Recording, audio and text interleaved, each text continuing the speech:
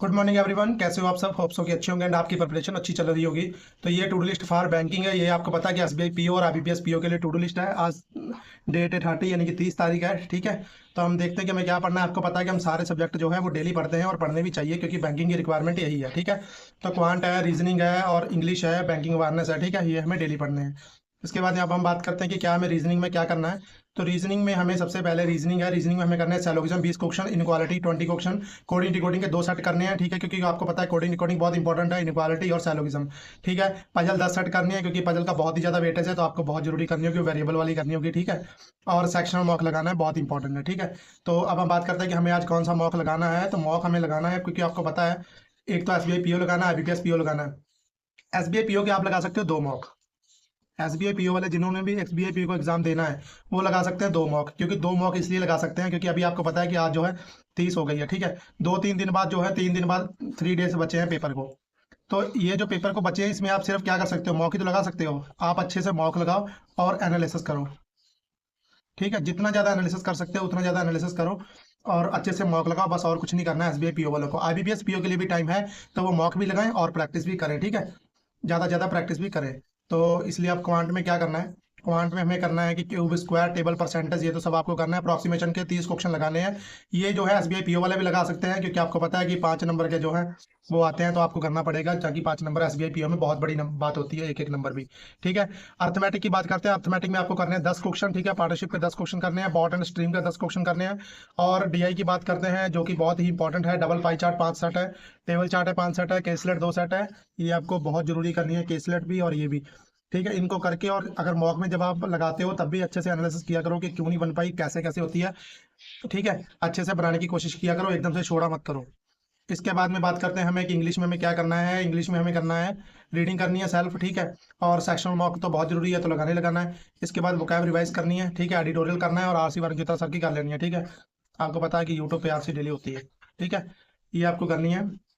और banking awareness में क्या करना है, बैंकिंग अवेयरनेस जो अभी एसबीआई पीओ वाले हैं वो बैंकिंग अवेयरनेस करें, लेकिन ज़्यादा से ज़्यादा प्री पे ध्यान दें क्योंकि आपको पता है कि पेपर बहुत जल्दी है, 2-3 दिन में।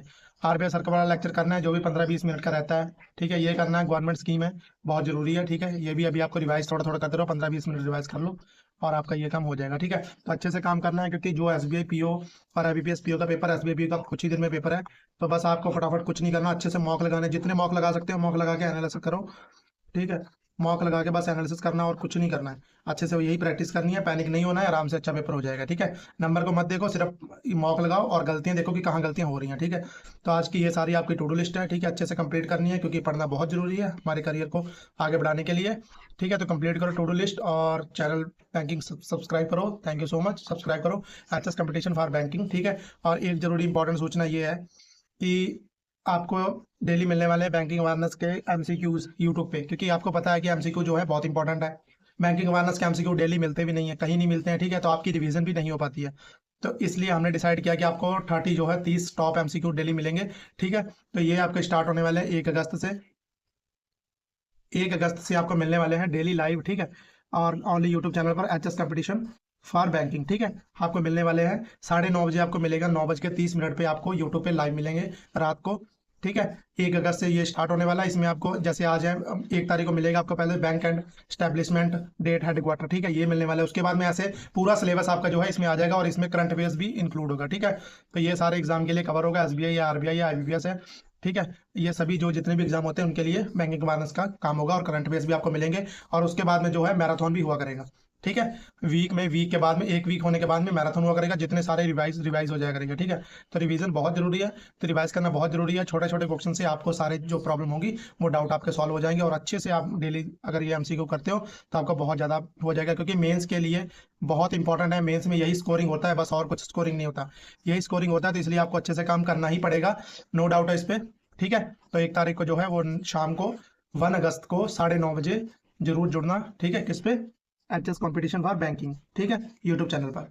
ओके गाइस, थैंक यू और अच्छे से काम करते रहो बढ़िया से। All the best.